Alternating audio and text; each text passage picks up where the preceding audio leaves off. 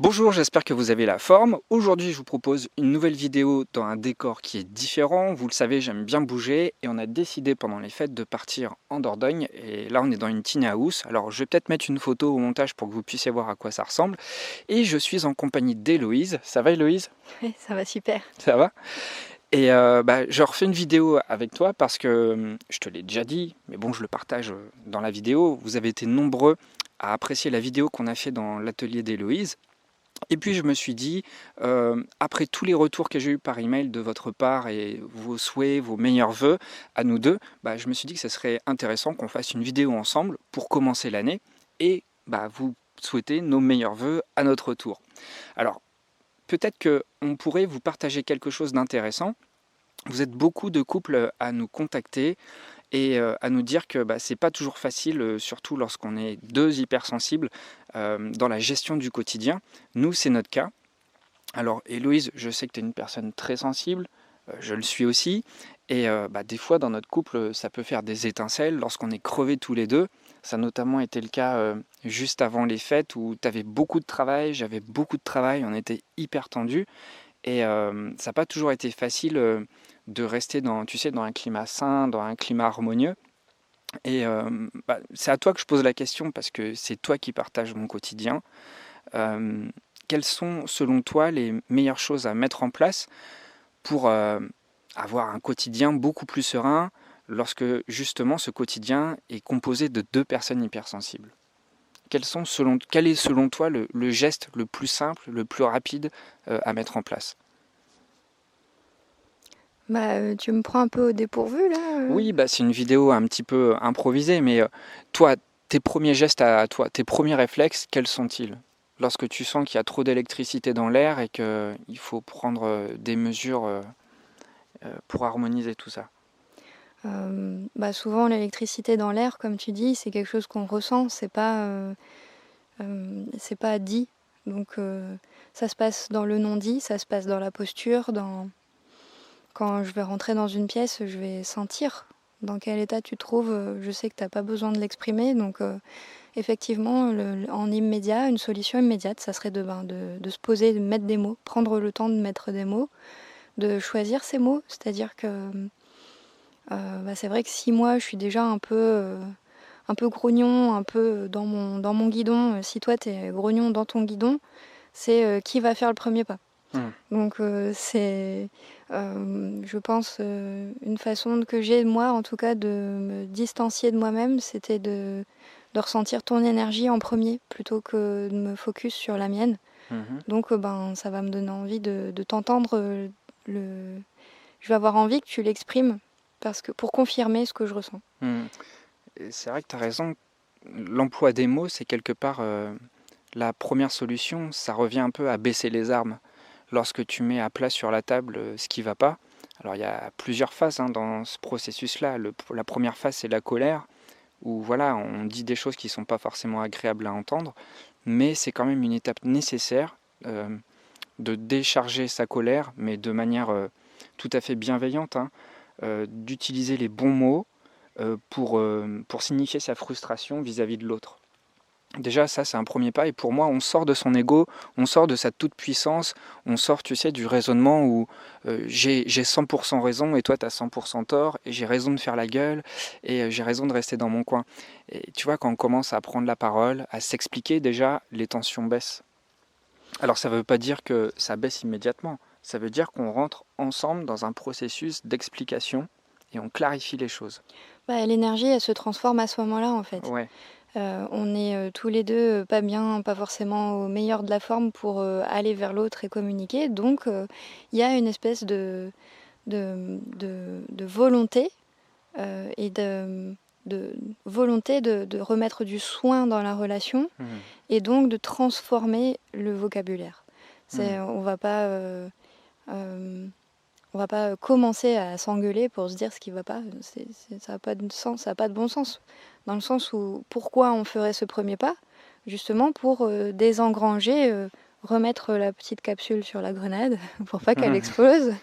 Et donc tout ça, ça prend quelques minutes déjà d'avoir envie soit de faire un pas vers l'autre, Mhm. de sentir aussi si l'autre est réceptif, parce que bon, si on fait un pas et qu'on se fait envoyer bouler, ça vient un peu crever la motivation d'y aller. Donc, c'est... En fait, j'ai peur d'être un peu trop abstraite parce qu'on se détache du cas concret et j'ai plus de cas concret précis dans ma tête, moi. Ouais. Non, mais t'as raison, en fait, c'est suffisamment concret. Donc, c'est s'expliquer, poser les bons mots. Et en fait, quand tu poses les bons mots, c'est que tu t'ouvres à l'autre, que tu ouvres ton cœur, tu ouvres Oui, tout ce qui se passe en toi. oui, c'est ça. En fait, t'as tout résumé, c'est fermeture, ouverture, c'est C'est ça. Parce que revenir. finalement, quand tu es dans le conflit et que tu t'engueules, que tu es dans la colère ou que tu fais la gueule dans ton coin, je dis tu, mais moi aussi je sais le faire et très bien d'ailleurs. euh, Bah, finalement, quand tu es comme ça, bah, tu te fermes, tu te mets une armure et tu te fermes à l'autre. Et quand tu commences simplement à t'ouvrir à tes émotions, bah, tu montres que tu es bancal. Bah, en tout cas, moi, c'est la sensation que j'ai, c'est que lorsque je suis frustré, que je suis en colère, qu'il y a quelque chose qui ne va pas entre nous et que je m'ouvre, eh ben, je me montre vulnérable. Je me montre dans toute ma vulnérabilité, c'est-à-dire que je retire toutes les couches de mon ego qui me donnent raison de faire la gueule, qui me donnent raison de te faire un regard méchant quand je suis en colère. Et, euh, et du coup, quand je t'ouvre tout ça, bah oui, je te montre toutes mes faiblesses, tout ce qui est bancal chez moi. Et toi, bah, je pense que tu arrives facilement à te synchroniser avec moi et à, m- à aborder tout ça avec bienveillance. Il faut absolument que l'autre soit bienveillant aussi. Et toi aussi, tu baisses les armes quand on est dans ce processus d'explication, de clarification de notre problématique. Ça, c'est le premier pas. Ensuite, voilà, on bosse beaucoup. On a eu un mois de décembre extrêmement rempli. Donc c'était cool. Moi, j'ai plein de gratitude pour ça. Les résultats ont été géniaux, pour toi comme pour moi. Et on a quand même senti que c'était nécessaire de faire une pause et de partir dans un autre environnement. Vous savez, j'en parle depuis l'été dernier, euh, que le changement d'environnement aide drastiquement à changer les énergies. Et bah là, en fait, on est parti à Nantes dans un premier temps, et ensuite on est descendu en Dordogne. Là, comme vous le voyez, on est en plein cœur de la nature, dans une tiny house, on est proche de Montignac. Euh, c'est vrai que là, le changement de cadre, bah, en tout cas, ça fait évoluer nos énergies. C'est beaucoup plus mature, c'est beaucoup plus calme, c'est beaucoup plus apaisé. Et je trouve que c'est un endroit spécial quand même pour travailler sur nous indirectement, sans se prendre la tête. Mais en tout cas, les énergies sont suffisamment apaisées pour qu'on puisse regarder avec recul ce qui a été épineux, ce qui a été difficile à aborder. Et il y a des choses en fait qu'on ne peut pas aborder quand le contexte n'y s'y prête pas. Même si on arrive toujours à s'expliquer, là dans notre contexte de travail, dans notre appartement dans le Nord, même si on arrive toujours à s'expliquer, il y a quand même des thématiques qui sont plus difficiles à aborder parce que le cadre n'y s'y prête pas.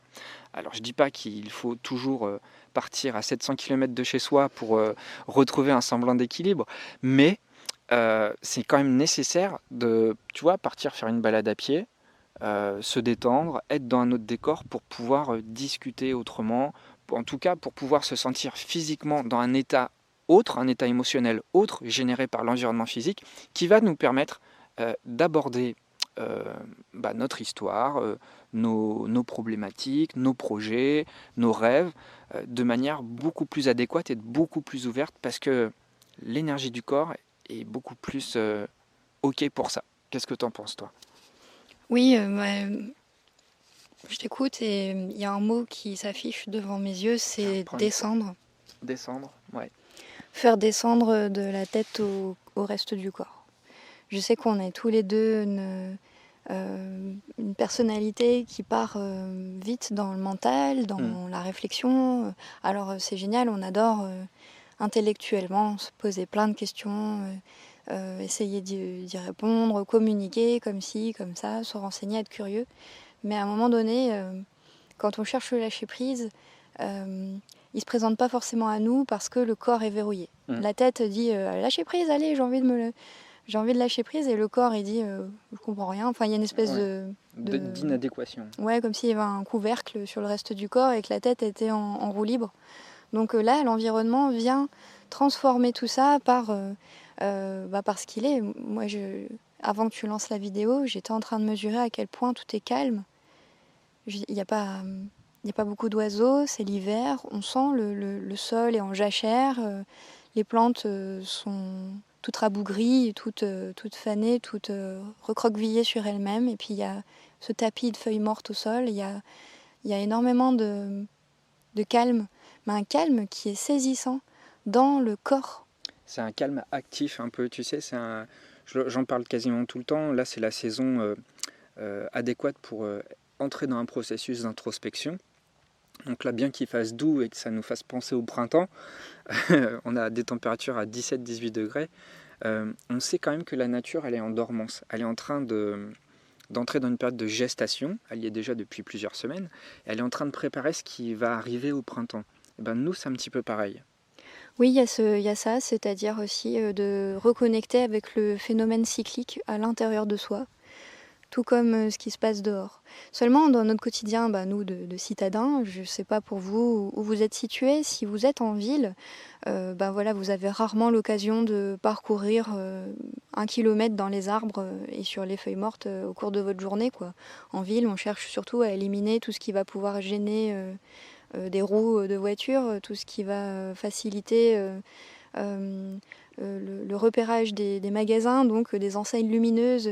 Tout ça, c'est une pollution qui finalement n'est pas du tout la même en nature. On va être sollicité par des petites mouches ou des araignées qui squattent parce qu'elles se baladent dans les airs d'une branche à l'autre. On va avoir des ronces qui s'accrochent à nos bottes, à nos jeans. Donc tu parlais de situations épineuses tout à l'heure, ça m'a fait sourire. Parce que finalement, avoir une situation épineuse dans notre couple, c'est pas du tout la même chose qu'avoir une situation épineuse dans la nature, où la ronce, on l'appréhende pas de la même façon, quoi. Je sais plus la fin de mon idée, mais vous ferez votre propre soupe vous-même avec mon contenu là, parce que c'est pas du tout préparé, mais...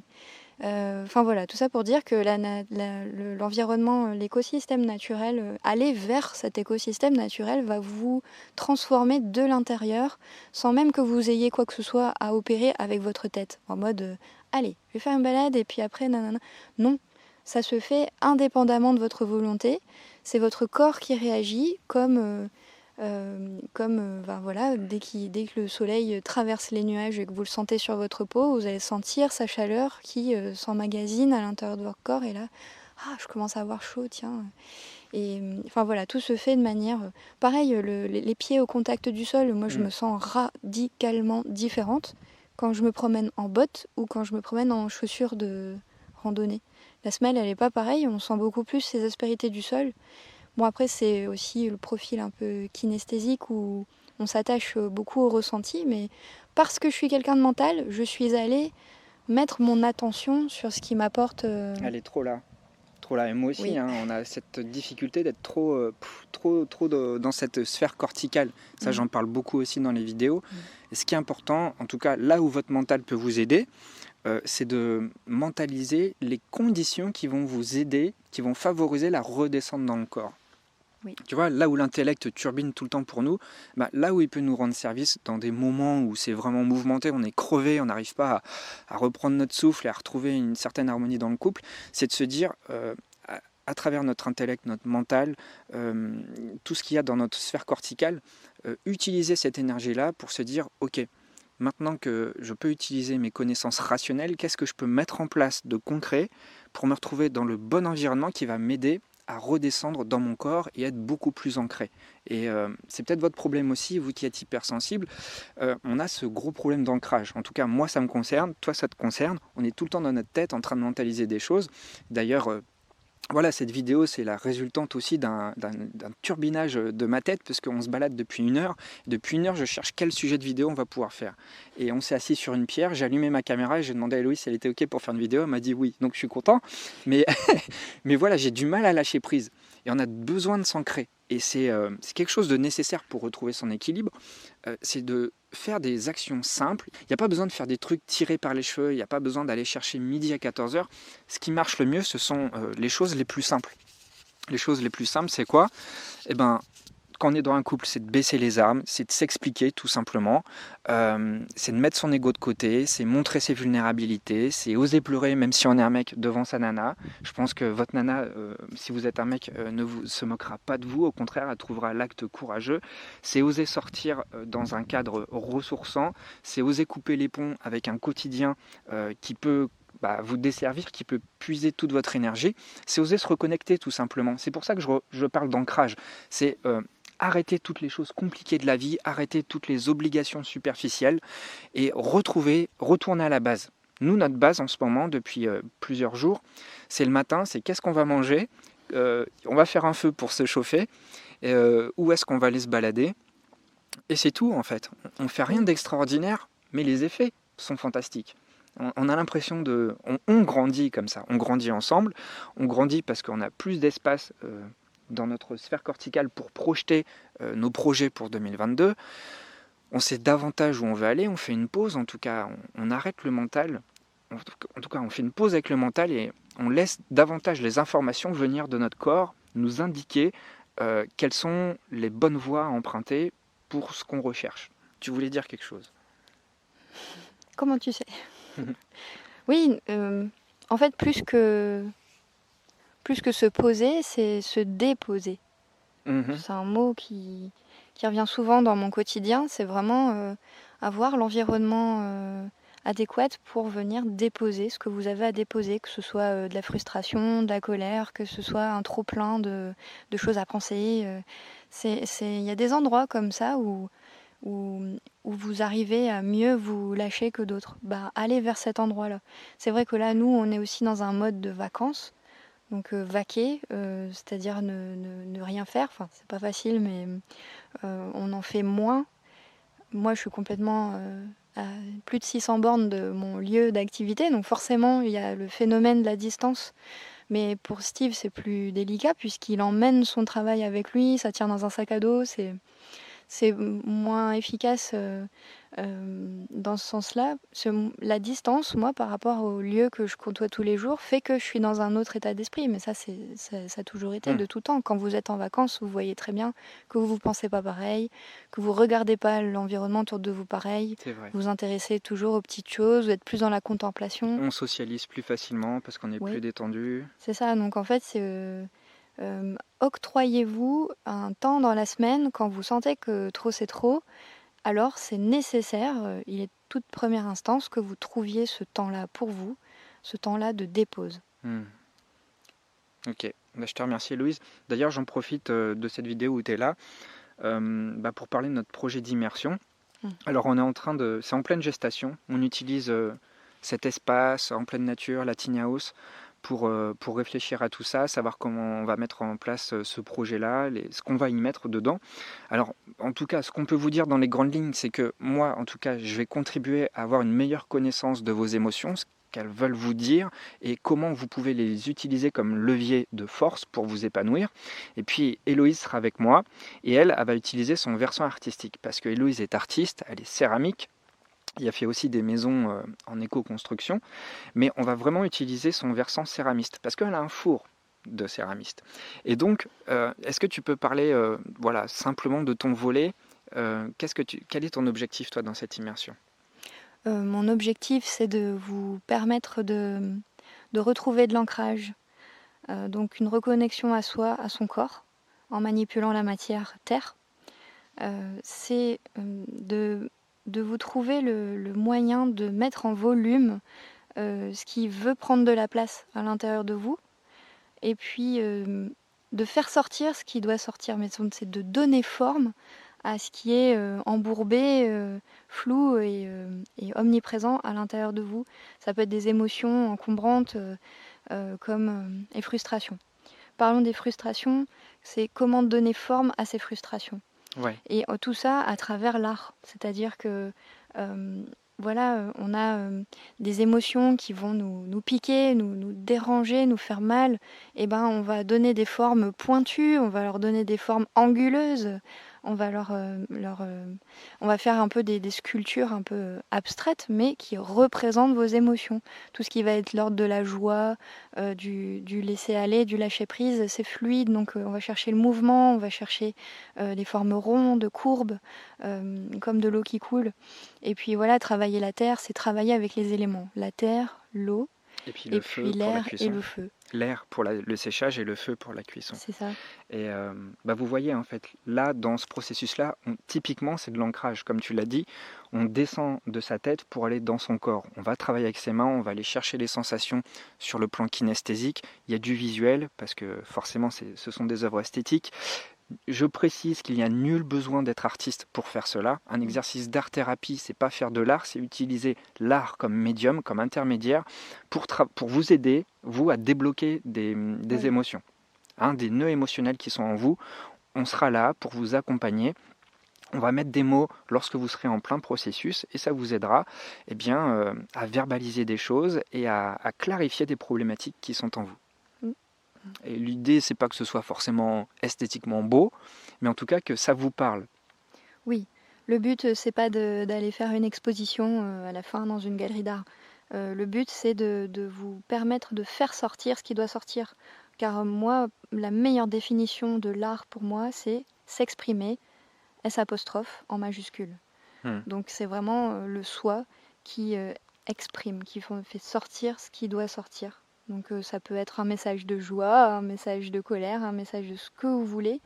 Mais ça parle il y a une émotion qui est là au cœur. Et puis ça va vous parler à vous.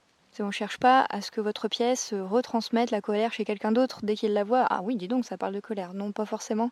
Ça vous parle à vous et c'est tout. Et c'est tout ce qui importe. Donc c'est faire sortir de soi et puis de le regarder à l'extérieur de soi. C'est un peu comme un miroir aussi, mais vous allez vite voir que même auprès des autres, on a tous les mêmes problématiques, on a tous les mêmes émotions qui nous encombrent. Par contre, on va toujours l'exprimer d'une manière différente. C'est ça l'art. On peut avoir 1000 personnes qui font une œuvre sur la colère, on va avoir 1000 œuvres différentes. Ouais. Et c'est ça qui m'intéresse, c'est de vous faire sentir votre authenticité, même à travers ce qui encombre à l'intérieur de vous. Ça fait aussi partie de vous, c'est vous. Donc c'est à honorer, c'est à respecter. Yes, je te remercie Héloïse. Là, la vidéo va toucher à sa fin parce que la caméra va s'éteindre, il n'y a presque plus de batterie. Et puis on commence à se cailler. Hein. Le soleil est en train de se coucher. Ouais. Donc nous, on va faire un petit feu et puis on va retourner à nos occupations. On vous remercie beaucoup d'avoir suivi la vidéo jusque-là. Si vous souhaitez être accompagné en janvier, en tout cas, sachez que vous pouvez réserver un coaching. C'est le premier lien qui est sous la vidéo. Et puis, je vous donnerai davantage d'informations sur les immersions par la suite. Ça va venir très vite. Juste, soyez patients. Laissez-nous le temps de préparer correctement et comme il se doit tout ça. Et puis, on n'a plus qu'à vous souhaiter nos meilleurs vœux. On va pas vous répéter tout le tralala, santé, argent et tout ça. Santé, argent, abondance, prospérité, amour. Non, juste, je pense que le plus important, c'est que vous soyez aligné avec vous-même et que tout ce que vous fassiez vous parle. D'accord ? Il faut être écologique avec soi-même. Le mot écologie, ça va être un des mots phares des prochaines décennies. Avant de le faire à l'extérieur, faites-le à l'intérieur. C'est-à-dire, utilisez votre énergie de manière vertueuse. D'accord ?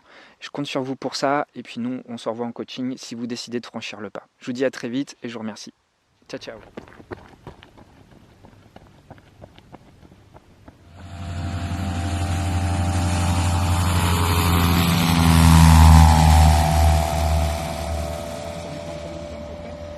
Lui, il vole vite, il vole à 200 km à l'heure, même plus.